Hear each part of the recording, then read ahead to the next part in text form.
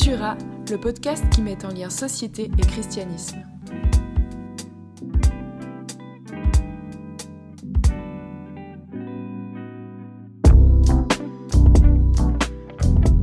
Salut Seb, Ciao, tu vas bien?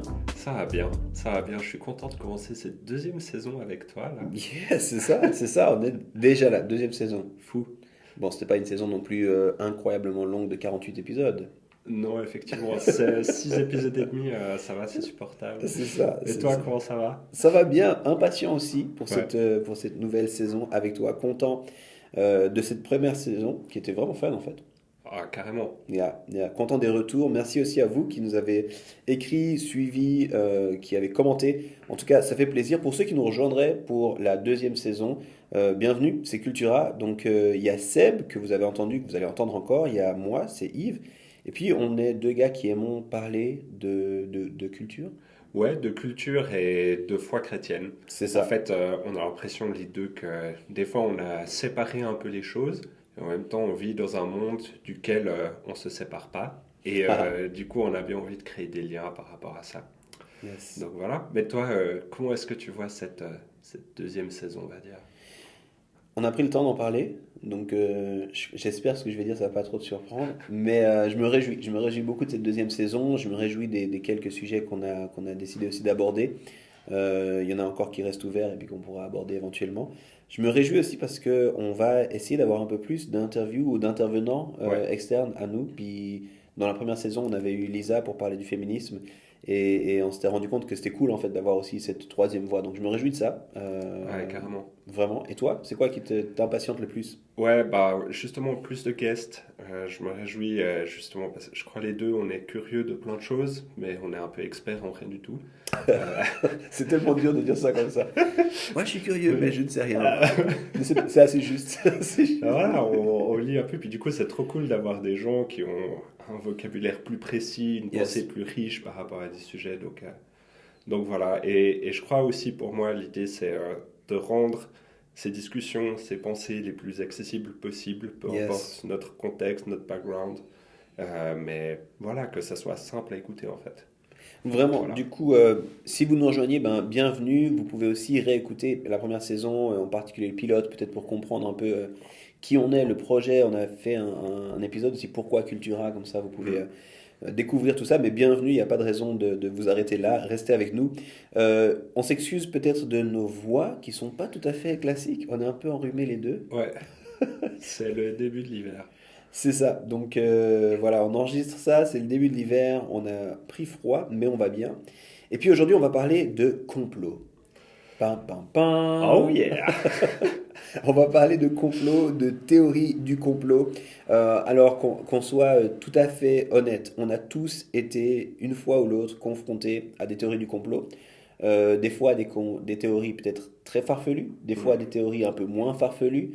On a entendu parler de théorie du complot. Je pense que voilà, c'était aussi quelque chose ben, ces derniers temps, peut-être, je vais prendre ici le côté, mais en particulier dans les milieux chrétiens, tout ce qui a été en lien aussi avec la question de la vaccination, en lien avec le Covid, ça fait ressurgir des grosses théories, des craintes finalement. Mm. Et puis autour du complot, mais c'est vraiment pas que ça fait longtemps, ça peut créer un climat anxiogène. Et puis peut-être en spoiler ici, maintenant vous dire, on vous respecte. Notre but, c'est pas de vous dire faut arrêter. On veut réfléchir en fait à ce que c'est que les théories du complot, comment ça arrive, pourquoi est-ce qu'on y croit, comment un chrétien se positionne par rapport à ça. Donc, on va pas forcément se positionner nous sur toutes les théories, de toute façon, on en aurait trop. Mais voilà, puis on reconnaît que ça peut être aussi ben, anxiogène, que ça peut créer plein de Mm. questions. Et puis notre but, c'est pas de nier ça, mais plutôt de parler ben, un peu de la psychologie derrière les théories du complot. Ouais, carrément. Et puis peut-être en fin d'épisode, essayer de donner aussi quelques pistes sur comment nous positionner, ou en tout cas des pistes, enfin, pas des positionnements à avoir, mais des pistes pour se positionner. J'en ai Ouais. bien parlé là, Seb, ça va? Ouais, non, c'est une bonne intro. Ok, bah alors continuons. Seb, parle-moi, toi, quelques théories du complot auxquelles tu as été confronté directement, indirectement. Ouais, là, la première qui me vient en tête, c'est il y a plusieurs années, j'avais rencontré un monsieur qui croyait vraiment qu'on n'avait jamais été sur la Lune. Hmm. Et vraiment, il était convaincu de ça. Et moi, dans mon contexte, ça me paraissait hallucinant de croire ça. Parce que, enfin, faut aussi dire que quand j'étais petit, je voulais vraiment devenir astronaute, je crois, comme plein de petits garçons. Ouais. Et puis, en fait, mon père avait aussi un ami astronaute, donc un des 12 qui avait été sur la Lune, Ok. qui s'appelle Charles Duke, qui est chrétien aussi. Ok. Et en fait, qui était venu 1 ou 2 fois chez nous, à Lausanne d'ailleurs. Et du coup, j'avais une photo à la maison de lui sur la Lune dédicacée.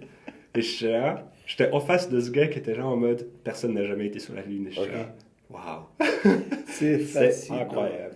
Tu sais, bon, c'est une des théories, puis je suis sûr qu'il y en a d'autres, mais j'avais entendu, parce que des fois les théories du complot, on va aussi les étoffer pour les expliquer, pour donner du contexte. Et j'avais entendu un truc assez intéressant sur non pas est-ce qu'on est ou pas allé sur la Lune, mais sur les images qu'on a Ouais, des premiers sur la Lune, notamment en termes de films. Tu sais, il y a des vidéos, quelques vidéos qui restent sur on a mis le pied sur la Lune, tout ça. Et en fait, j'avais entendu que Stanley Kubrick aurait shooté ça dans un studio, voilà. ouais. Et en fait, c'était assez élaboré l'idée, c'était de se dire, avec le matériel à disposition à l'époque pour filmer, c'est pas comme si on avait des smartphones, on pouvait juste, voilà, c'était assez difficile, c'était quand même du matériel, ça prenait de l'espace ou quoi. C'était plus sûr, puis en fait, c'était plus, genre, il avait fait ça au cas où ça marcherait pas, qu'on puisse quand même avoir des preuves qu'on a été sur la Lune. Et puis qu'il aurait, c'est pas plus loin que ça, qu'il aurait dans son film The Shining, il aurait mis plein de Ah, clous waouh. sur comment il a été obligé de faire ça et compagnie. Et c'est fascinant, je crois qu'il y a encore des vidéos sur YouTube où vous pouvez mettre Shining, Kubrick, Moon Landing, et puis on a plein de trucs par. Donc ça me fait marrer, mais j'ai aussi entendu parler de cette théorie. Vas-y. Ouais, non mais ça va tellement loin. Enfin bref, on parlera un peu de tout cet attirail narratif qu'il faut Yeah. utiliser pour ça, mais ouais. Puis je crois une autre, c'était aussi un gars qui m'avait dit, ouais, mais il y a des machines en Alaska construites par les Américains qui changent le climat en fait. Hmm. Et du coup, le dérèglement climatique serait juste généré par quelques machines secrètes quelque part perdues. Ok, c'est Donc intéressant. voilà, Ouais, aussi ouais. une petite pensée pour ça. Et puis, puis aussi, moi-même, quand je pense, je crois, on est tous passés par des périodes un peu, et toujours maintenant, peut-être des fois, on se pose vraiment des questions sur comment les choses se sont passées. Et notamment un documentaire qui, quand il est sorti, il y a environ une dizaine d'années, a fait énormément parler de lui. C'était sur la construction des pyramides. Hmm, C'était, hmm. je sais plus le titre, c'était un truc du mode, du genre, ouais, la vérité derrière la construction des pyramides ou un truc comme ça. Ok. Et en gros, ça enquêtait sur le fait que il y avait, enfin, à l'époque, ils n'avaient pas les techniques nécessaires pour faire ça en si peu de temps. Hmm, Ça hmm. prenait, enfin, et puis finalement, ça donnait aucune piste concrète, mais ça suggérait plein de choses, comme quoi à travers des hiéroglyphes, il y avait des aliens qui étaient Ok, représentés, bien sûr. etc. Enfin, ça allait très très loin. Et puis en fait, moi, ça m'avait sérieusement posé des questions. J'étais là, enfin, tu sais, un peu dans mon truc, dans ma pensée d'ado, ou je sais pas quoi, à ce moment-là, quand j'ai regardé ça, j'étais là, c'est louche quand même. Il doit y avoir un truc là Il doit y derrière. avoir un truc, Yeah, puis tu sais, yeah. genre, sans être convaincu non plus, mais tu sais, où t'es un peu dans une ambivalence entre, d'un côté, je crois plus totalement à ce qu'on m'a dit, mais en même temps, je peux pas croire à ce qu'ils disent non plus. Donc, Yeah. voilà. Et en fait, ce qui est assez drôle, c'est que dans ce truc des pyramides, dans ce documentaire, il y avait un gars qui était interviewé qui s'appelle Jean-Pierre Adam et qui démontait cette théorie du complot dans le documentaire complotiste. Et en fait, je suis arrivé en première année d'architecture et c'était lui mon prof, mon premier prof. Et c'était, du coup, c'était genre le gars, il avait fait des recherches en Égypte et puis à Pompéi. Et Waouh. en fait, il a parlé lui-même du documentaire à un moment dans son cours en mode ouais, il y a des gens qui croient tout par rapport aux pyramides, mais moi je peux vous prouver que ça, non, c'est pas du tout vrai. Alors qu'il était dans le dôme. Bah, il était interviewé dans le documentaire Ouais, comme démonteur de cette théorie du complot. Puis si tu veux, le d'accord. documentaire tournait ça en mode ouais, les experts disent ça, mais non. Puis lui, il était considéré comme Waouh. expert. Ok, ok, ok, ok. Donc, Waouh. assez rigolo ça. Proche de Ouais. toi, quoi. Ouais, tu sais, genre. Puis je le vois, les 2, 3 premiers cours, je disais, mais j'ai déjà vu ce gars quelque part, mais c'est où en plus il parlait de pyramide ou quoi? Ah, Donc fascinant. assez rigolo. Donc voilà. Mais ouais, je crois on passe tous un peu par des confrontations par rapport à ça. Donc C'est moi je te clair. retournerai la question. Est-ce que, à quel type de théorie du complot est-ce que tu as été confronté? Et, ben, En fait, c'est presque difficile. Il y en a tellement. Ouais. Il y a tellement de théories qui peuvent vite. Et puis des fois, c'est aussi, je dirais, on peut avoir des théories sur des événements et puis c'est pas encore du complot, puis ça bascule rapidement dans le complot. Hmm. Mais je pense, la première à laquelle j'ai été confronté et puis qui m'a vraiment questionné, c'était un petit peu toutes les théories autour du 11 septembre. Donc on sait qu'il s'est passé quelque chose 11 septembre 2001, les tours jumelles à New York qui s'effondrent, les avions qui arrivent sur ces tours, tout ça. Puis moi j'étais au gymnase à l'époque, je me souviens très très bien de cette journée. Je me souviens des télés qui nous montrent ça, et c'était une époque où il y avait encore beaucoup de télé, puis vraiment littéralement la vie qui s'arrête de tourner un peu autour de nous, enfin tout le monde qui en parle, c'était très très marquant. Et rapidement, il a commencé à y avoir des questions sur qu'est-ce qui s'est passé autour de ce 11 septembre en fait, qu'est-ce qui a rendu possible ça.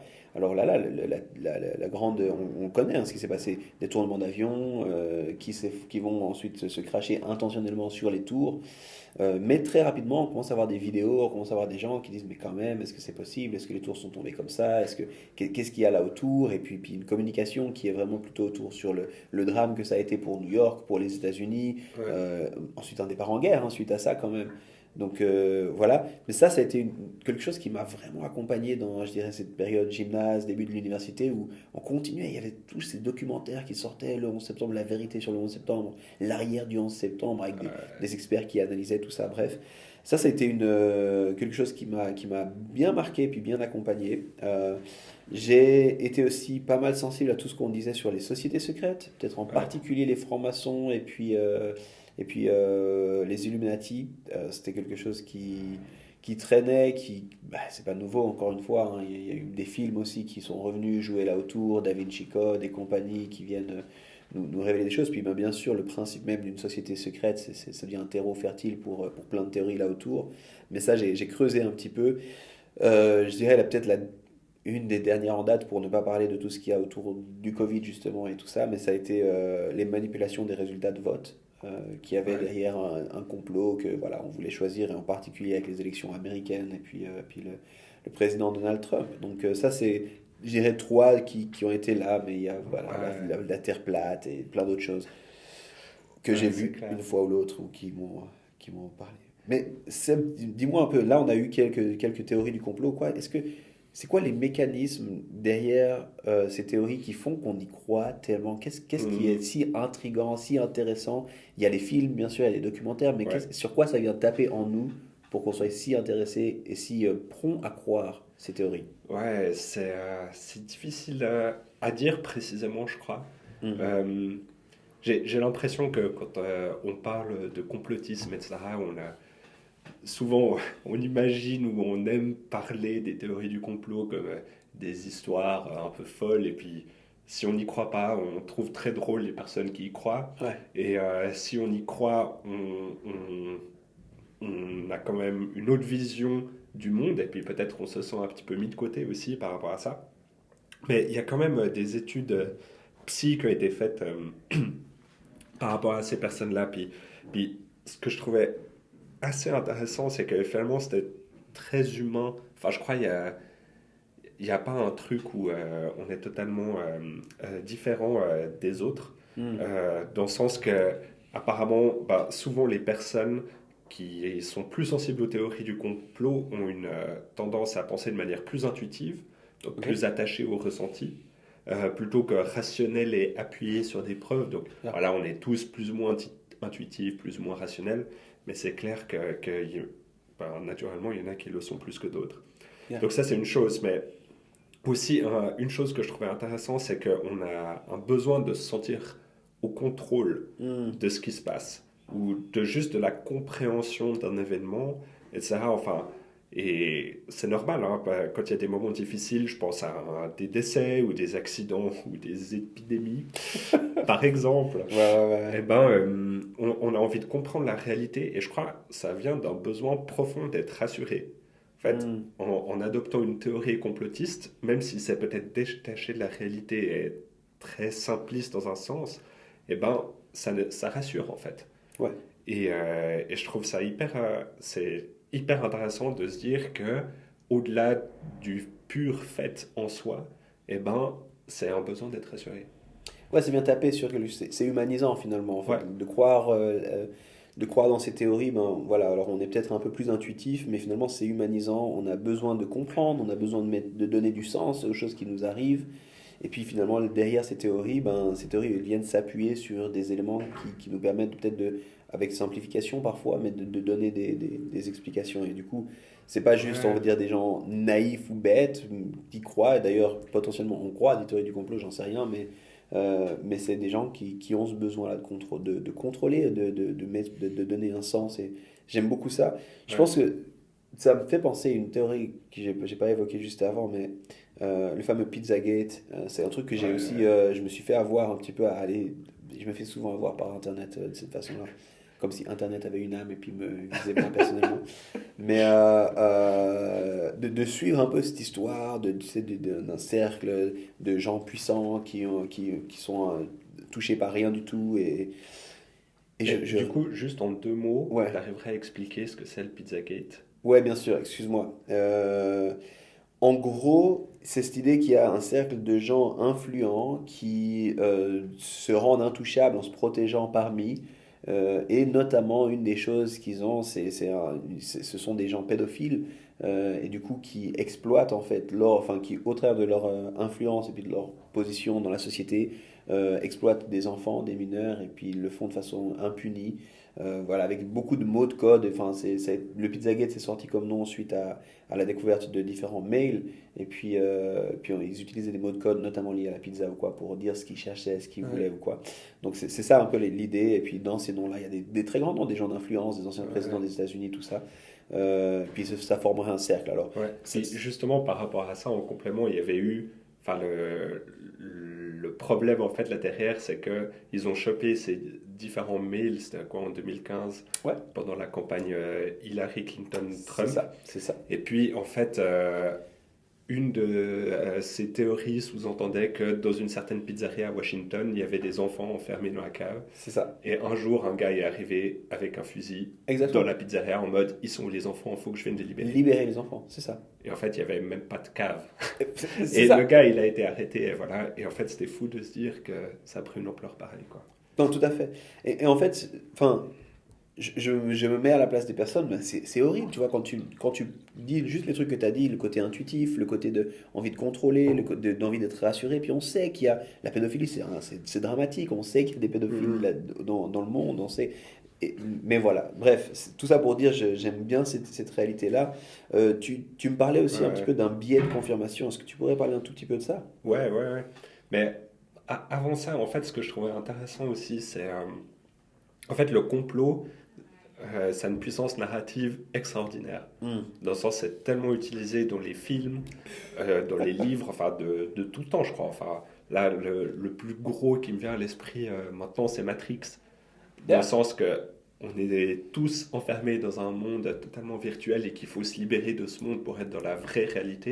Et Yeah. que souvent, la réalité, elle est plus dure que quand on est dans le virtuel. Ouais, Et puis ouais. du coup, il y a comme ce truc un petit peu presque de martyr, Hmm. de quand on est, enfin, qu'il y a comme une dimension à la souffrance quand on est dans la réalité et qu'on sort du complot, qu'on est éveillé, si on veut.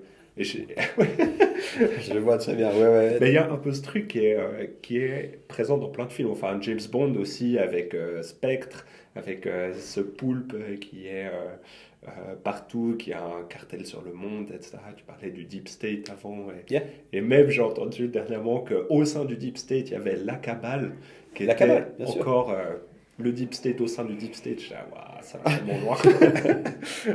Mais voilà.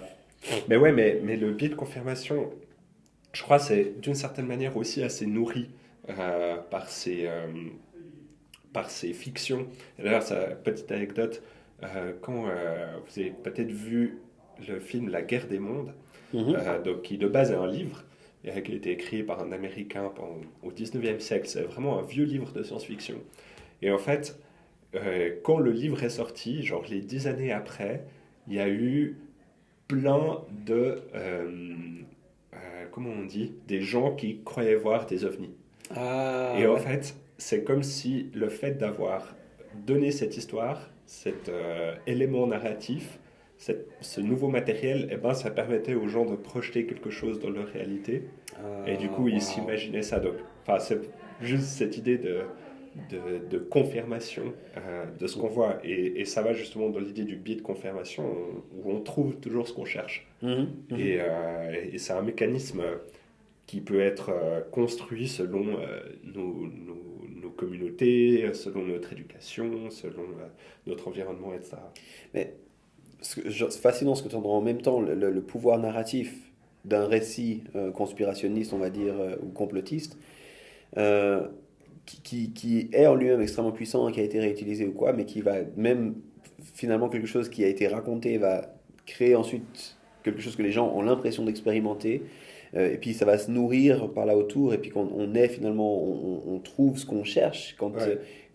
Et j'ai l'impression que ça a été encore même renforcé aujourd'hui par nos modes de communication. Ben, quand on pense les réseaux sociaux, c'est une des choses qu'on dit, ou les algorithmes. Finalement, d'ailleurs, voilà, si qui que ce soit commence à chercher un petit peu théorie du complot sur Google, qui va dire sur YouTube ou quoi, ben, en fait, il va se trouver comme dans ce qu'on appelle en anglais un rabbit hole. Donc, on va lui proposer d'autres vidéos qui vont dans le même sens, et puis parce qu'on voit qu'il passe du temps, que ça l'intéresse, et c'est les algorithmes qui disent, ben, si c'est ça que tu veux voir, ben, on va t'en donner d'autres. Et dans les réseaux sociaux, ça va créer, tu disais, hein, c'est lié à la communauté qu'on a, puis les réseaux sociaux vont créer finalement des communautés autour de ce qu'on croit. Et c'est une des choses, on parlait avant du Pizzagate, mais c'est une des choses qui s'est passée, c'est que les quelques personnes qui ont commencé à dire justement il faut qu'on soit éveillé, il faut qu'on sache qu'il y a ça, ben, ils ont commencé à dire mais en fait tout le monde parle de ça, pourquoi? C'est la preuve que c'est vrai, c'est que les médias n'en parlent pas. Alors que tout mon feed d'actualité sur les réseaux sociaux fait que de parler de ça. Donc c'est la preuve qu'il y a quelque chose ou quoi, et puis finalement ça vient dans ce biais de confirmation. Et pour moi ça touche aussi un autre élément intéressant, peut-être pour terminer sur cet élément des mécanismes, hein, des théories du complot, c'est que finalement ça devient très difficile de parler avec ces personnes-là. Ça devient très difficile d'échanger parce qu'au moment où tu proposes quelque chose en dehors de sa position, ben en fait tu renforces ce qu'elle croit. Toi, tu crois pas, ben c'est bien sûr parce que toi, tu n'es pas au courant, mais moi, je suis au courant et puis moi, j'ai accès à une information. Puis, et du coup, ça devient très très difficile et on pourrait dire, il y a ce fossé qui se divise toujours plus entre ceux qui y croient et ceux qui y croient pas.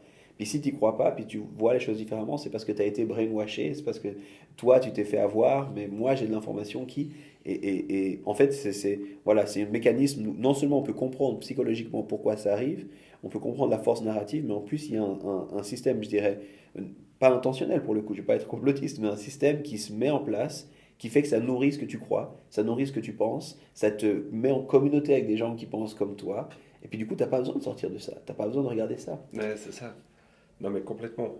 Et justement, en parlant de communauté, moi, ça me pose aussi, on en parlait un petit peu dans l'intro, des chrétiens, de la communauté chrétienne, et dans le sens que aujourd'hui, aux États-Unis notamment, apparemment plusieurs chercheurs découvrent que la communauté chrétienne est un terreau assez fertile en fait pour les théories du complot.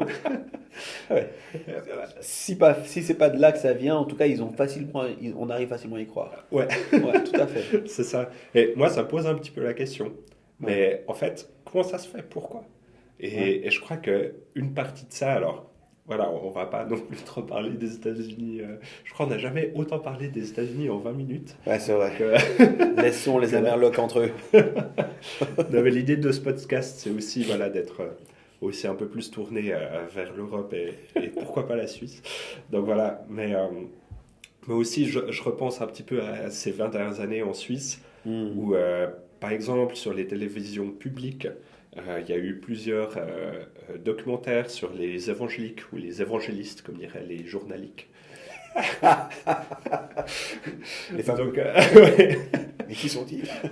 Non, mais voilà, des documentaires un peu sur les églises libres, on va dire, de manière générale.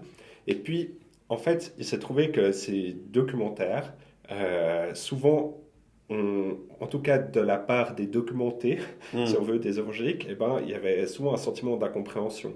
En mode, mais attendez, vous montrez ça, mais c'est juste un cas ultra spécifique d'une église à un endroit, ça ne représente pas du tout les 3% de la population que sont les évangéliques aujourd'hui en Suisse. Tout à fait. Ou bien vous avez peut-être mal compris, ou simplement un sentiment un peu d'injustice en mode, mais attends, moi je vois pas du tout ça, ce que vous dites là, ça n'a rien à voir. Et je crois qu'il y a eu 3-4 livres ou trucs comme ça qui sont sortis il y a un peu ces 10-15 dernières années, Complètement. où finalement ça crée une perte de confiance. On Parce- est là, mais non, en fait, moi je refuse de croire entre ce que dit l'autorité, parce que pour le coup, c'est vraiment une télévision publique qui C'est ça. est liée à l'autorité. C'est intéressant, hein, ce que tu dis. Alors effectivement, le christianisme dans tout ça, le christianisme c'est déjà très vaste, c'est pas possible de parler pour l'ensemble du christianisme, mais je te rejoins, on voit que il semblerait que les chrétiens sont propices à croire à des théories du complot, qu'est-ce qui se passe. Puis là tu te dis, en tout cas pour nous au niveau local, on va dire suisse romande en particulier, il y a cette dimension-là de est-ce qu'on peut faire confiance à Ouais. des figures d'autorité, les médias, quand on voit comment eux parlent de nous. Quand Ouais. on voit ce qu'ils disent de nous, finalement, on n'a pas envie d'aller leur faire confiance. Et puis, je suis moi-même pasteur, puis j'ai entendu des pasteurs qui ont dit, moi, c'est hors de question. Je refuse de parler à des journalistes parce que quand on voit comment c'est tourné, et puis, de nouveau, ça revient sur les mécanismes qu'on a utilisés avant. C'est-à-dire qu'il y a besoin entre guillemets, de vendre, ou alors aujourd'hui, à l'ère d'Internet, d'avoir des clics. Donc, on va organiser l'histoire pour créer de l'intérêt, pour créer quelque chose, voilà, de la visibilité ou autre. Mais du coup, il y a cette peur-là, ce manque de confiance. Euh, je pense qu'il y a quelque chose d'intéressant aussi à voir, c'est que le christianisme, alors pas de loin pas le seul, mais le christianisme part d'un présupposé de foi. Mhm. Donc ça veut dire que on abandonne l'idée de pouvoir tout comprendre. Et Mhm. c'est important, je ne suis pas en train de dire on abandonne l'idée de pouvoir comprendre ou de pouvoir étudier, de loin pas, mais on est d'accord qu'il y a des choses, le transcendant si on veut, on est d'accord qu'il y a quelque chose qui nous transcende, on est d'accord qu'il y a des choses qui sont au-delà de notre compréhension, et du coup ça crée aussi là un terreau, mais en fait c'est possible qu'il y a des choses que j'ai pas compris ou que j'ai mal maîtrisées, ou ça peut arriver en fait, parce qu'on est sur une base de gens qui mettent de la place ou qui mettent de l'importance à la notion de foi simplement.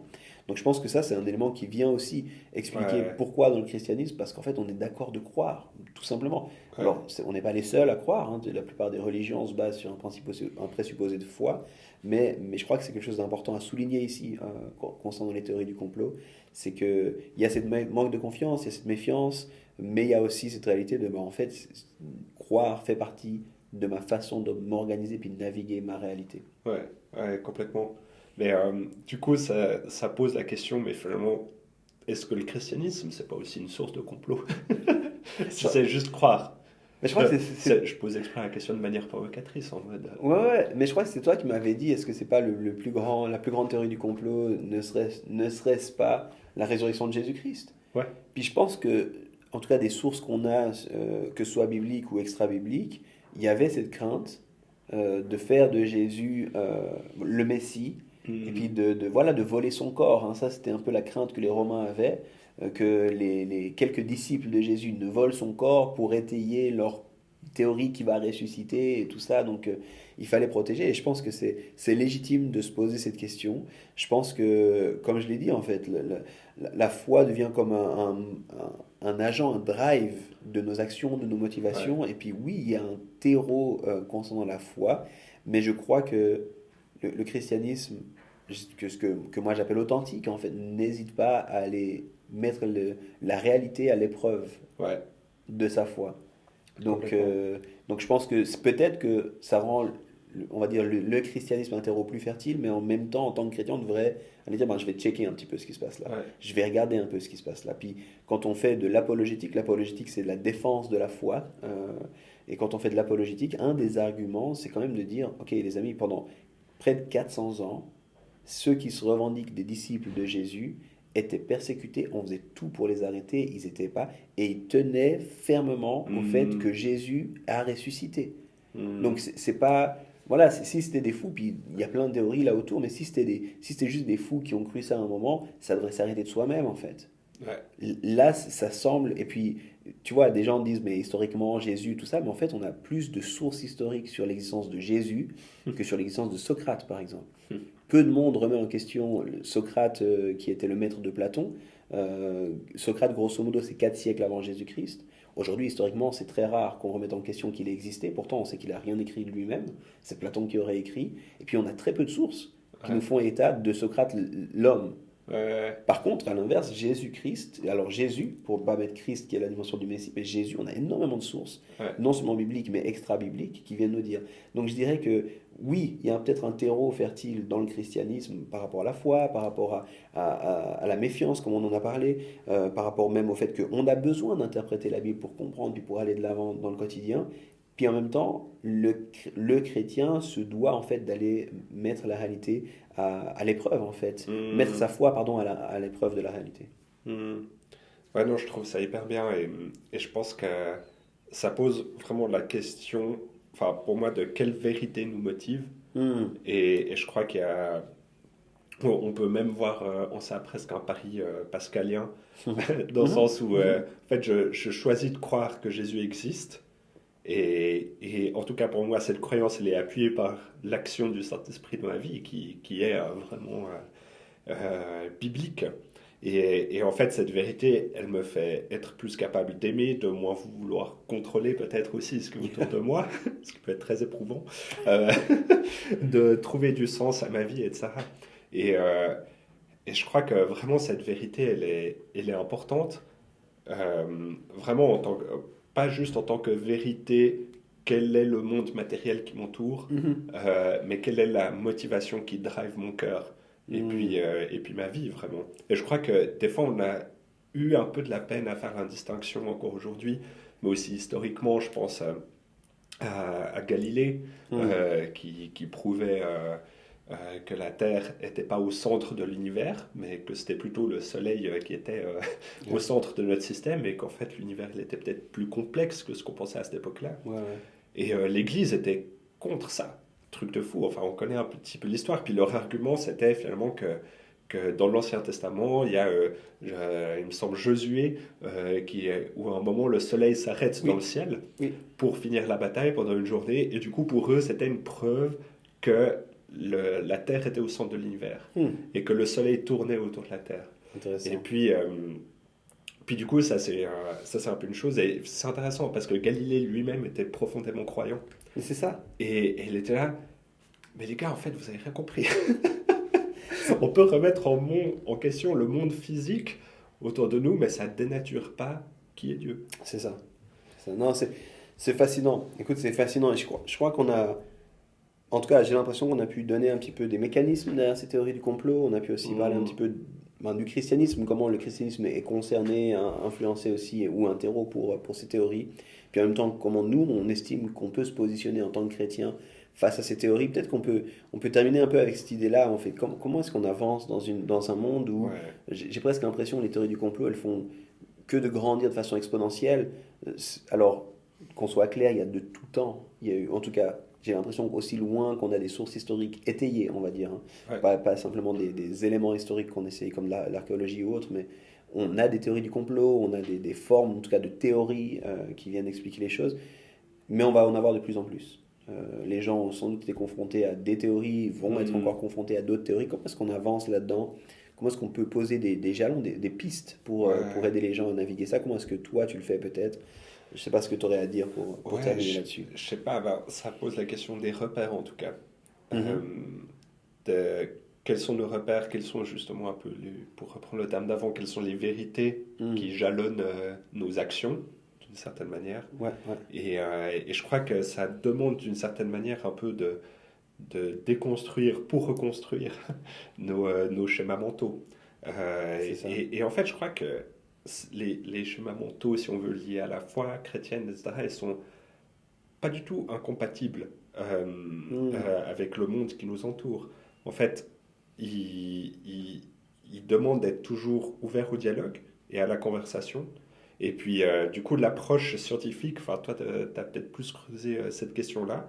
Enfin, en fait, historiquement, elle est même plus ou moins née de penseurs chrétiens, d'avoir une pensée rationnelle, Mhm. étayée, appuyée, etc.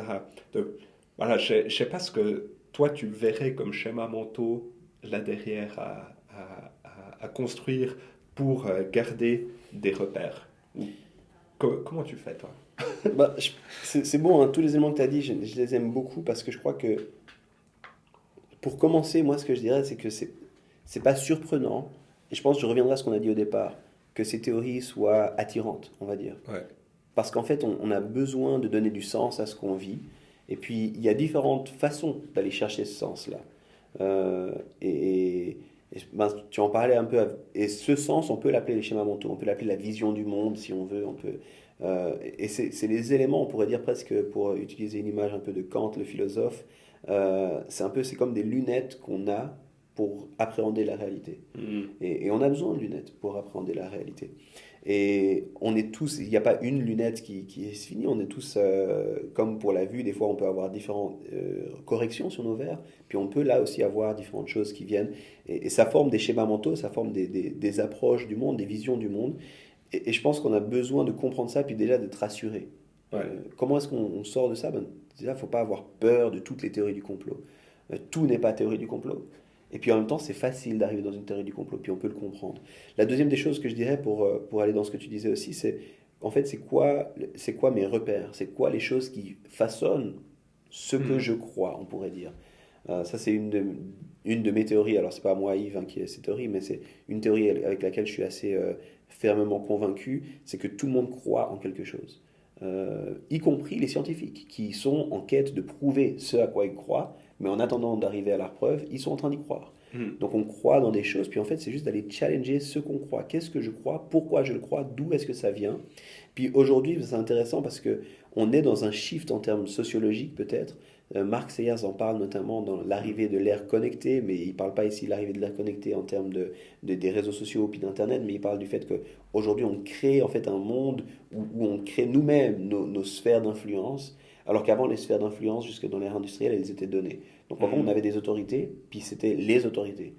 Pour faire très simple, schématiquement, si tu avais un doute, tu allais vers tes parents, puis tes parents, c'était la vérité. Ça, c'est quand tu es enfant, voilà, tes parents. Une autre, quand on est plus grand, c'est l'État. L'État, c'est la vérité, voilà. Ensuite, les médias ont été cette autorité, on leur faisait confiance. L'éducation, l'université était cette autorité, on lui faisait confiance. Puis aujourd'hui, on sort un peu de ça. Et puis on est en train de créer nous-mêmes, dans ce monde connecté, on est en train de créer un peu qu'est-ce que je crois, où est-ce que je le crois. Puis on voit par exemple des mouvements comme Black Lives Matter au milieu du Covid, qui ont explosé. En fait, il n'y avait pas tellement une entité forte internationale qui drivait un discours. Mais on avait des groupes de gens qui étaient convaincus, qui se sont rassemblés, puis qui même après coup ont dû essayer d'organiser un petit peu. C'était beaucoup plus organique, mais les gens se rattachaient à ça, puis ça leur parlait. Donc je pense qu'on doit réaliser ça, puis se poser, en fait, c'est quoi mes repères à moi? C'est quoi les choses auxquelles je crois? C'est quoi les choses qui me donnent, qui me permettent d'avancer et sur lesquelles je construis? Puis je pense que dans ce sens-là, pour nous, en tout cas en tant que chrétiens, le christianisme sert justement des schémas explicatifs, il propose quelque chose, et je le répète ici, qu'il ne devrait pas avoir peur d'être confronté à la réalité, à la science. Tu l'as dit, parmi les plus grands scientifiques qui ont permis les plus grandes percées pour l'arrivée dans ce qu'on appelle les sciences modernes, c'était profondément, mais plus de 90%, je dis un chiffre ici qu'il faudrait vérifier, mais une grosse majorité étaient des chrétiens. Ouais. Donc on n'avait pas peur d'aller chercher, d'aller prouver, d'aller confronter ce qu'on croit à ce qu'on voit. Et pour nous, c'est ça. En tant que chrétien, le christianisme, c'est une vision du monde, ça me donne des arguments, puis je vais le confronter à ce que je vois. Et quand il y a des théories qui arrivent, pas encore du complot, juste des théories, je vais les confronter. À quoi ça vient? Qu'est-ce que ça vient taper en moi? Est-ce que ça fait du sens? Est-ce que ça fait pas du sens? Et dans ce sens-là, on peut avancer, je pense, peut-être avec une anxiété qui diminue par rapport à ces théories qui vont se multiplier, en fait. Ouais, à fond, à fond. Et je pense que c'est aussi important, enfin pour moi, ok, confronter, et puis quels sont les fruits de cette confrontation aussi.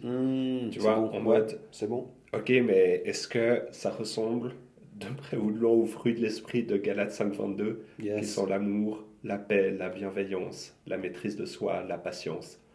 Est-ce que ça produit ça comme fruit, ou comme tu dis, est-ce que ça produit de l'anxiété, de vouloir contrôler mon environnement, de vouloir me cacher à la montagne et fuir la société et survivre à la fin nucléaire, je sais pas quoi. Fuir la 5G.